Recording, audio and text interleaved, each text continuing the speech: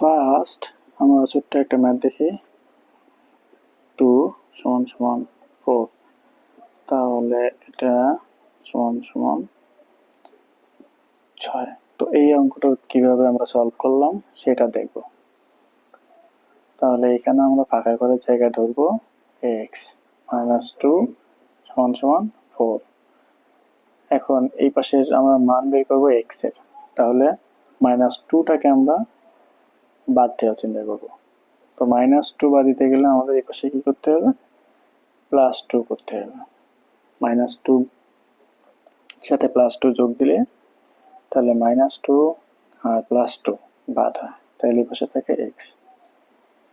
তো এই পাশে +2 যোগ করলে এই পাশেও +2 যোগ করতে হবে, তাহলে হবে 6। তাহলে x সমান 6। এবার চিত্রের মাধ্যমে দেখব।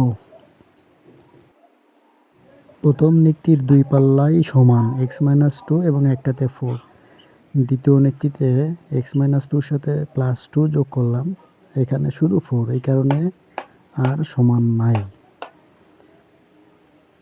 এখন তৃতীয় নিকটিতে আমরা একটাতে, যেটাতে 2 যোগ করেছিলাম, অপোজিট নিকটিতেও 4 এর সাথে 2 যোগ করার কারণে সমান হলো।